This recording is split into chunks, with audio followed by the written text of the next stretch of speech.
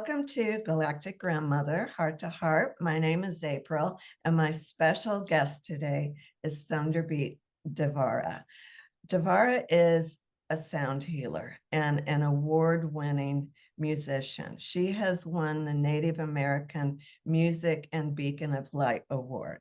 She lives in Sedona, where she has taken some amazing photographs of the red rocks in that area. And her journey, her life has been interesting from a very early age. So welcome. Hi, April. Thank you so much for having me, Devara. And Devara. this is wonderful. Exciting things are happening. And I call it the Great Awakening when it started in, I think, 2020. Well, it's been going on for a long time, but it major shift in 2020. My story is basically, I will begin at when I was 4, I had ET encounters. They were loving, benevolent. I found out later through a hypnotic regression with Dolores Cannon that it was my star family because I didn't know what was going on for many years. What happened was I was playing in the driveway at 4 years old, and it was broad daylight, upstate New York, where I'm from originally. A ship came by. It was cloaked in a cloud. I call them cloud ships. They were pulling me up, and as they were pulling me up, my mother came out of the house and tried to catch me, and they pulled her up too. So that's where the story begins. And I've written a book about it. It's called Look Up My Encounters with ETs and Angels. There it is. You can get it on Uh-huh. Amazon or you can get it on my website, thunderbeat.com. Magical, magical, magical. I'm just going to tell you all these magical stories. And they just reminded me of my mission. They work with color, light, sound. They said that it's the Syrians and the Ra group. So that was very interesting. I got maybe that's why my name for many past lives is Devara. Then I was Amara. Then I was Neferari in Egypt and Kamara in Atlantis. I have found out all so many incredible past life stories, and I think all of them are in there, said in the book. So of how you can actually tap in and Uh-huh. tap into your past lives and remember your knowledge because I'm a full set drummer for 20 years and I did rock bands in New York City. And then I was so fascinated with how each key would affect you. And I got into sound healing in the early 90s where nothing was really known about it. Right. And then I got magically, when I was in Egypt overnight in the Great Pyramid, Archangel Gabriel came to me and told me color, light, sound. 7 is the sacred number. 7 is the sacred number. And I said, he's talking about the chakras. He's telling me there's an activational tone for the chakras. So that's how I got into sound healing. And I've been doing that, I don't even know, 30 years now. I have a CD, I have 5 sound healing CDs out actually now. They all do different things. The Chakra Journey is actually #1 in the country with HemiSync, with Monroe Institute for the last 15 years. So that you can get that there or on my website. It's very transformational. Let's put it that way. It definitely opens you up and it helps you remember who you are, why you are here. I mean, it's wonderful stuff. And it relieves, actually, all my testimonies, it says it relieves anxiety, stress, fear, Mm-hmm. pain, actual physical pain. Mm-hmm. So I'm excited about that. And then I have an Ascension CD and all the stories on my CDs, they're long stories, how I received them. A heart chakra CD I received in the Mayan lands from an ancient elder, Mayan spirit. Then I have 14 CDs out. Let's put it that way. And they're all activational. I've been working it for the planet and I just love music and sound, Thank color. you. Yeah, color, light, sound is really It's the medicine of the future. Even Edgar Casey talks about that. It is the medicine of the future. And the future is now. That's what I say. The future is right now. It's happening now. It is. And you also, speaking of chakras, you have a book, Chakra Awakening. It says each chakra aligns with certain planets. Yes. And that I would love to hear a little bit more about that. When I wrote that book, which I'm always guided by spirit, and when I was finished the CD, then I did a video with the color, light, sound, and then my spirit guide came in and he says, "Now write the book," and I'm like, "What? What book?" He goes, "The chakra book." I said, "There's 52 million chakra books out there." He goes, "Not like yours." So, and plus this will complete your package. And I'm like, what is he talking about? He downloaded me so much new information, or actually it's ancient to me. It's just not forgotten information. So yeah, it's how each chakra aligns with the planets of our solar system. And they go and they actually have the same similar colors, starting with Mercury. That they're all in my book. Actually, I don't remember the order, but I know the earth is maybe the earth chakra, and it goes into detail about that in the book, and then it talks about the animal totems for each chakra. I really love that one. I'm an animal lover, and Mhm. that was really very, very interesting. It gets right to the point. It's not a long book, but it has a lot of information in there, so And we both have something in common. We're Native American. I'm a member of the Choctaw Nation. I'm also Cherokee and Chickasaw. And you were telling a story about how you got your name. I am Choctaw, yes, half. Thunderbeat is actually a past life name from when I was Shawnee in Ohio. The Serpent Mount is, and that came to me in a past life reading. My father was drawing Native American Indian chiefs as he was doodling on the phone. And I looked over one day, I was 7 years old, and went, "We were in a past life together." And he was the chief, and I was his son, I said. I just knew this at 7 years old. I'm Uh-huh. like, how do I know this? So I always wondered if that was true. So I think it was 15 years later, I got a past life reading, and I asked the lady, were me and my father together in a past life? Never mentioned to her about Native American.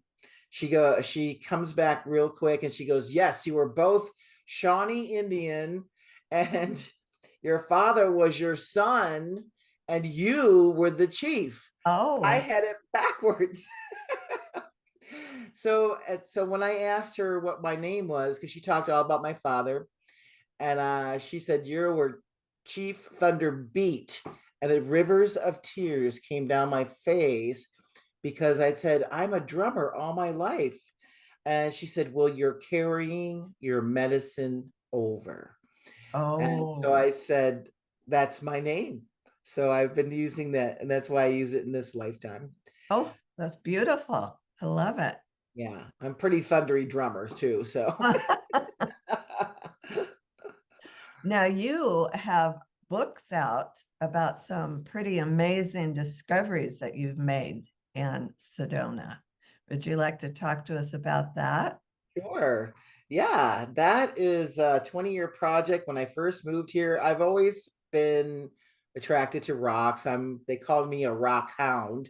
I had a crystal store too for many years in Florida before I moved to Sedona. But when I got here, and that's another Native American thing my uncle used to teach me. He said, when you see the faces in the rocks, those are the ancient ones and the ancient knowledge. So he always say, pay attention. So I would always look at rocks differently. So when I came here to Sedona, I went, oh my God, the faces are everywhere. And they started talking to me. The Oh, spirit of the rocks started talking to me. I have found ancient Egypt here. I've been studying Egypt for over 30 years. So I knew Egypt and I knew all the figures, what they look like. And I said, oh, there's Osiris, there's Isis, there's Ra, there's Thoth. I found them all in the same area. Yeah, the book has all the faces in it. And I don't know if you could see this, really well because they have a little Huh? glare.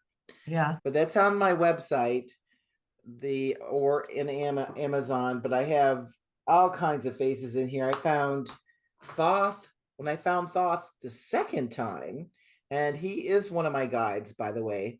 He tells me now find the kings and the queens, and I'm like, what? Kings and queens?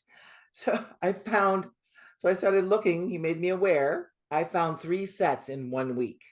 Wow. Yes. And they're all in the book. And actually, I have like, there's probably about 10 kings and queens in there. And I said, this is part of Atlantis. I said, that's the story of Atlantis. See, here's Osiris. I don't know if you can see it, but here is him on the walls of Oh, Egypt. yes. And I the whole see him. mountain is him. Uh-huh. I see him. Yeah. I found, besides Egypt, I found birds and, like I said, kings and queens, sphinxes. I have found eight sphinxes. They told Wow. me there's 13, but I Wow. have found eight. But we have a lot of area here you can't get to. I found Kuan Yin, Ganesh in a whole different area. I found priests, high priests, dragons. I mean, the list goes on and on and on. And I thought the book was just going to sell in Arizona, but it's selling all over the world. People are just so fascinated with this. I really trying to find. Here's Ganesh. I don't know if you could see uh, Ganesh very well, but Oh, you, yeah. Yeah. you really look, and it looks like the rocks are melted.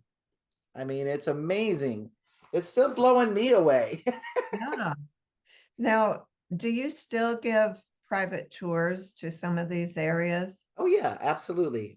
Yeah, I do a drive tour. It's called Faces in the Rocks. It's about a 2-hour tour, and I show you all the Egyptian and take you out to the Dragon Palace. They're all over, and they're the ancient ones.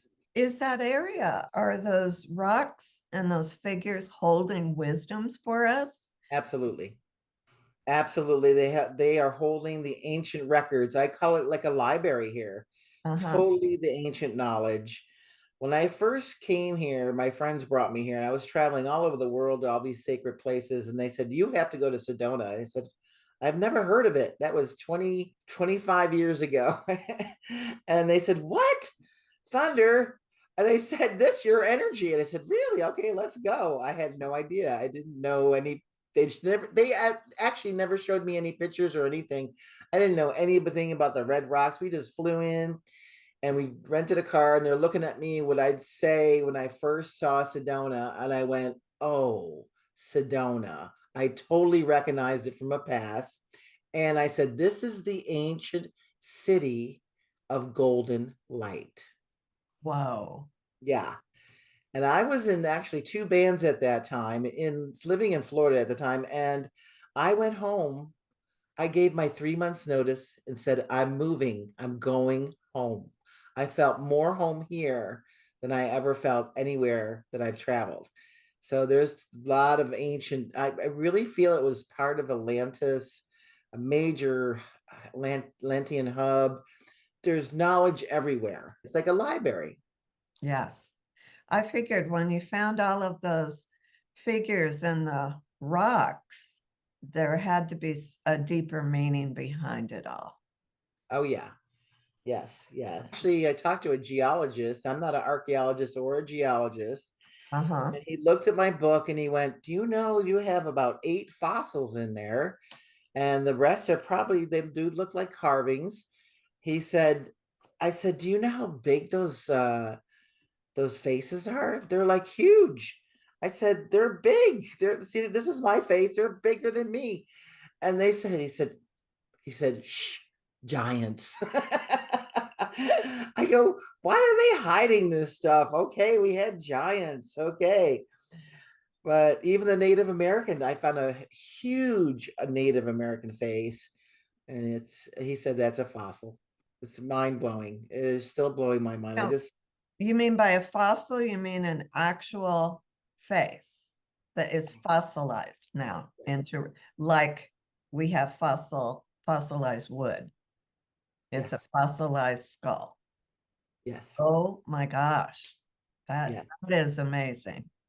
I should have grabbed you some pictures. The whole face it's huge. Side of the mountain had a chest and everything. And he said something happened here. He even said like a flood, which a flood did happen. Red rocks turned red. They were originally white for the flood. They were iron ore based. So when Mm. the flood came in, it turned them red.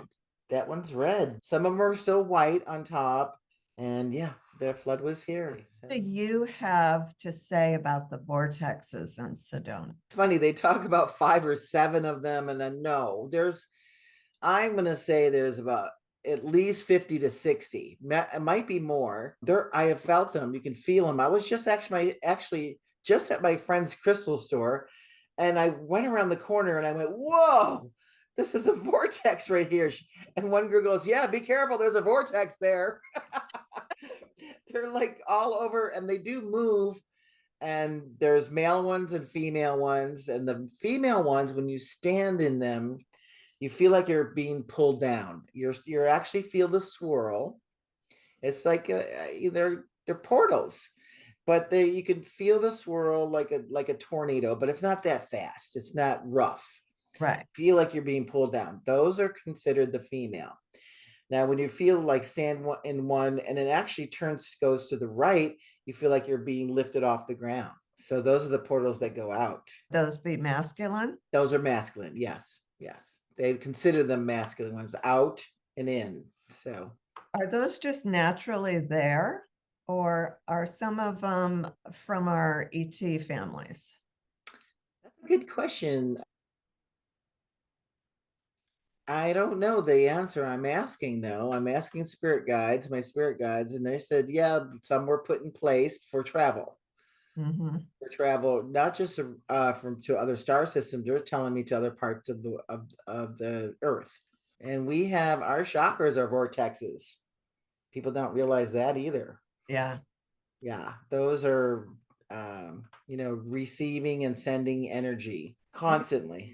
Yeah, I'm taking a group to Egypt in January. Small group. I'll be doing ceremony and magical things always happen every time I'm there. So it's going to be an adventure, that's for sure. And I do have a few spots left. People can go on my website and check out thunderbeat.com trip to Egypt. It's a 10-day trip, and it's all activational, sound healing. And I am going to, sometimes I don't share this, but I have activated the pyramid. I know how to activate the pyramid with sound. Mm-hmm.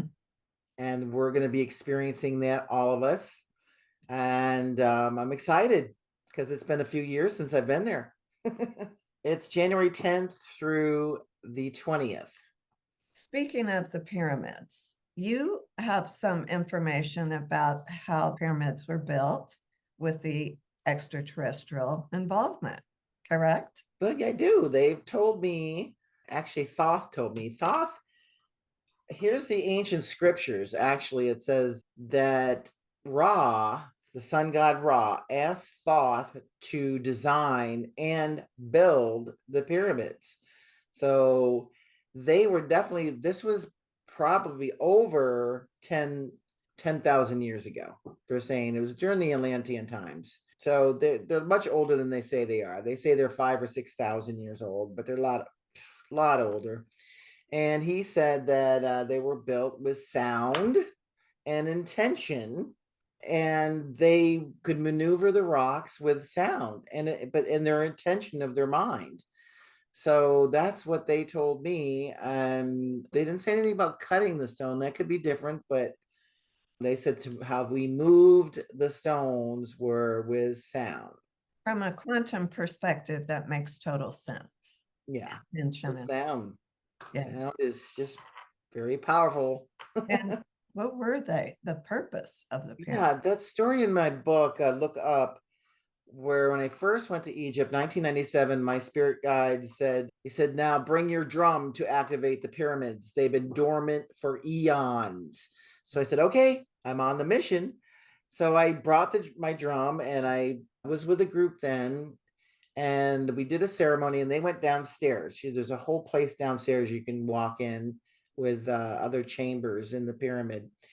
And I stayed upstairs in the king's chamber, they call it, which it's not a tomb. It's actually an ascension chamber. That's exactly what it is. When they see you see the sarcophagus looking thing. Uh-huh. No, you're supposed to lay in there and then get your ascension and healing and an ascension.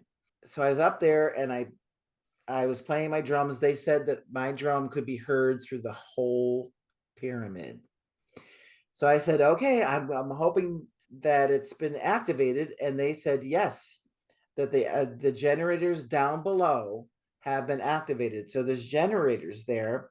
And I don't know if they know about them yet, or they're just finding out about them, but they have a lot of knowledge that they keep secret over there. So then when I went back in 2008, I brought my tuning forks and I brought a group and we toned, and my spirit guide says use the tones of heaven and earth. So that's above and below. So earth and above. So I did. I knew what they were. Had everybody tone the tones in the king's chamber, and all of a sudden, Tibetan monks started chanting, like it sounded like a dozen of them. That low chanting sound, and it was loud, and everybody could hear it. And I'm like, there's a temple guard always in the temple. They have long robes on. They're very wise. They call them guards. They're not like police. They're just very spiritual.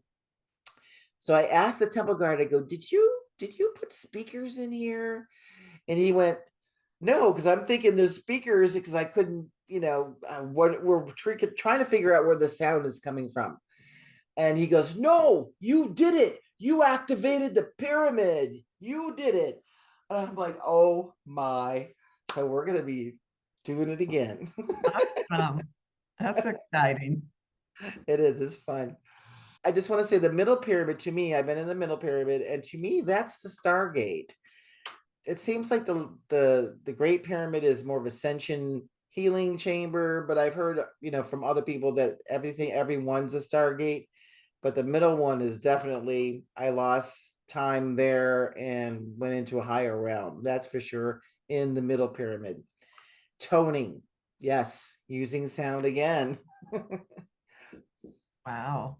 Yeah. Well, I'm going to have the King's Chamber for 2 hours, private time with the group. So I have time to experiment with other tones. What have you been told about this timeline?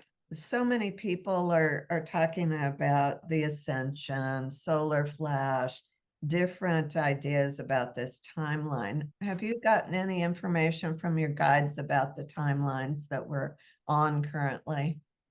Well, actually, there are many. And it's our thoughts, our things. So our thoughts, if you think negative, you're going to be going down and bringing down into a lower timeline, or a slower timeline, I shall say. Be careful what you think. And we are a group consciousness, so we can change anything. Oh, if you're constantly thinking positive, we're going to raise the frequency and be up into a higher frequency to have a beautiful timeline.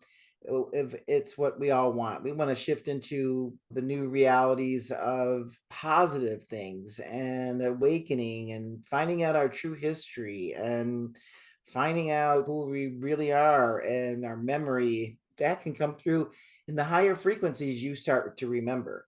Mhm. But I do have some galactic news. Our solar flares Uh-huh. that have been happening is a good thing. That is positive energy, higher frequency energy coming to the planet Earth, raising our frequency Mhm. and actually getting rid of the old. Mother's Earth has already shifted into 4D, four densities. So she's waiting for us to catch up to her in a sense. So those solar flares are really helping us. And it's helping. There's some negative things also on Mars Mhm. that they're cleaning up with the solar flares.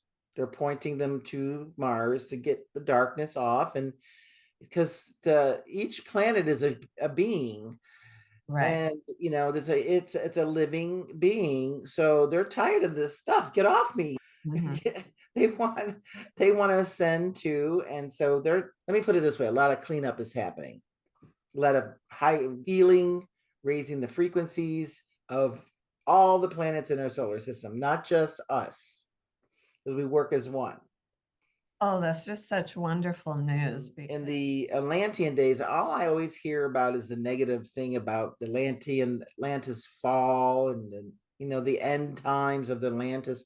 No, 13, 15, I don't know the timelines, 15,000 years of beauty and harmony and right. peace and love Mhm. was there.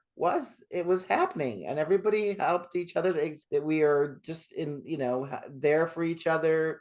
It was working together as a trade system, if you want to say. There's no money, and everything was peaceful. Right. Right. I do remember, and I've written a little book about it myself of my, one of my lifetimes on Atlantis. Nice. Like I said, I found, to me, Atlantis here, and I've done a lot of research for my Faces in the Rocks book, that they found ancient Egyptian relics, well, in the Grand Canyon, which is Right. 2 hours north of here. Then they found, then 2 hours south of here is, in Phoenix. They have a place called Little Egypt, which they found ancient relics, but they keep it very secret. Then they found in Lake Powell, which is 3 hours north of here, Egyptian hieroglyphs. The Hopi actually show people and give tours of those. I have pictures of those in my book. And the 500 miles south of here in Mexico, they found a cave, and they have found all these ancient carvings of these ancient Egyptian onks and ancient Egyptian beings, Anubis. But the ancient Egyptian beings, there's male and females, and they have like the headdresses on, but they look like they have space helmets on Uh-huh. in the carvings. And I have pictures of those in my book too. It's mind blowing. It's this, you can't make this up. That's hard physical evidence right there. You've talked about the crystal skulls. Hmm. You've had the Mitchell Hedges crystal skull up there, correct? Have you been in any ceremony with the skulls up in Sedona? Yeah, I was performing at a Crystal Skull conference, and Mitchell Hedges' skull was there. Max was there, and another one, I can't remember the name of it. And what was interesting, the producer, what he did was put three of the skulls in front of the stage with strobe lights underneath them, while I was performing with three other people. I was playing drums, hand drums, and we had a harp, gongs, and didgeridoo Oh my combination. goodness. Right. Wow. So we were playing, and he turned all the lights off, and all we saw was strobe lights. And started playing, and I started playing, I actually left my body. I could feel instantly, but I was in two worlds at the same time. I still could be playing, Right. and I was still, but I still was leaving my body. I could not feel the ground, but I Mhm. could feel my drum. Then we finished that song, and there's like 300 people there, right? And we finished that song, and the one of the musicians said, "Can you go turn the light on?" I go, "No, I can't feel the ground." I couldn't, but I slowly grounded myself, and they said, "Well, the light switch is right by you." And I'm like, "Oh shoot, I can't." But I tried, and I did. Eventually, it took me, I don't even know, about 10 minutes. And I turned the light on, and I looked at the audience, and the whole audience was like this. They were totally feeling the same thing. So those skulls are very powerful, because I know the music with, see, it's the sound healing and the sound with the skulls that activated them. The combination is just wow. They hold a lot of that knowledge too. Yes. Did you have some information about Maldek? I remember a past life on Maldek myself. Wow. Did you have some information about what went on at Maldek? Yeah, I actually wrote a documentary on that because my friend Chief Little Summer, he's Shawnee, and has, oof, he's passed now, but he's got probably about 25 books out, always on it, downloading Kashik Records knowledge. And he has a story in there about Meldeck. And what he said was, it's a really long story, so best to go on my website to see that. Basically, they had a leak in their nuclear system, and there was a crew, and half of the rulership was Lucifer, and Mm. the other half was Marduk. Okay, but Lucifer was 5D. He was high ascension, very high frequency, love and light. And so was Marduk. And so Marduk was always going down to earth to get gold to purify the toxicity of the planet. The leak made everybody deranged, including Lucifer. Oh. This is how he fell. The fall of Lucifer was from the toxic chemicals of this weapon that we had that leaked. We still don't know how it started leaking or anything like that. So Marduk was on a mission to Earth with 15 men, getting the gold to purify the planet, and they watched their planet blow up. Hmm. So they couldn't go back. Right. And they had 15 men, and they were giants, yes. And here's another part of the story. They didn't rape or pillage the women. They were going, oh, we have to keep our DNA going. So the women volunteered. They were honored. So the story, they always put the story so negative, negative, negative. It's all false information they're telling us. They were positive, loving beings. But what happened, Lucifer was upset with Marduk. So Lucifer and got deranged from the chemicals, went down to a lower frequency, and he started working with the negative Orion group. So anything you hear about Marduk that's negative, that's from Lucifer. That's really what he did. So the truth's got to come out. This is the truth. This is because poor Marduk just worked his butt off to help everybody. So, I'm always fascinated to hear information about Malbec. I do want to say that it was during the Mu Atlantean times when this happened. So we're talking over 13,000 years ago, over 14. And when Marduk used to come down, they were saying in these Akashic records that Marduk was a little more advanced than the Atlanteans. It was the peaceful, loving times of the Atlanteans. It was definitely over 15,000 years ago. Interesting. Thank you for that. Yeah, we got to put the pieces of the puzzle together. Oh, and I know it sounds far out to a lot of people, but it's not going to be when everyone starts remembering putting the pieces together. That's right. Well, we're here to help too. So SiriusStargate.com is where you can find that. Meldeck has a lot more information on it. I'm just going to say this. When you Okay. hear anything negative said about Marduk, that is Lucifer, because that was his mission, to talk negative about him and talk negative about Jesus, because he was here for thousands of years. And here's another key. I really feel this one's very, very important. That part of the Bible says, "My only begotten Son." They were talking about Lucifer. When Lucifer joined up with the negative Orion group, the Orions called him our only begotten Son. Oh, Yeah, and I always wondered at 5 years old, I always wondered, like, how can Jesus be his only begotten son when we're all one? right. Hello? No, only begotten son? No, no, no, no. That didn't make any sense. Now it makes sense to me. So they switched a lot of things in the information, talking about Lucifer, not, so you really got to learn your discernment. And Lucifer got together with other races Hmm.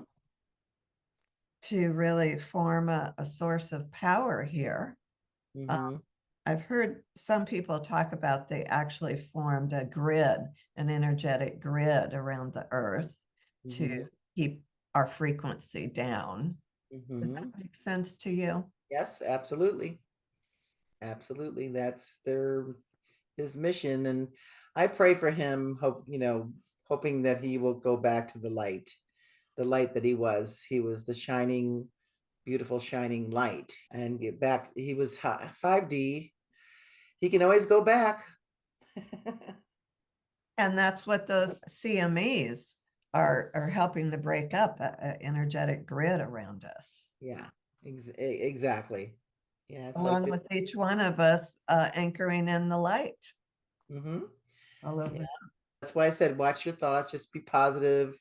Don't feed on the negative and the doom and gloom that they try to put onto us, because that your thoughts are energy and thoughts are things. So yeah, just keep it positive. So just everybody be aware. Be aware that anything negative is really a program. It's Mhm. old matrix. Thank you so much. Well, thank you. Really appreciate your time and getting to know you a little bit better. And I would love to have you on again. Sure, I would love to be on your show again. April, you're so wonderful. Thank you for doing this work. Oh, Thank you. thank you. Okay, sister. You have a wonderful day. You too. Many blessings. You too. We'll talk soon. Bye bye. Okay.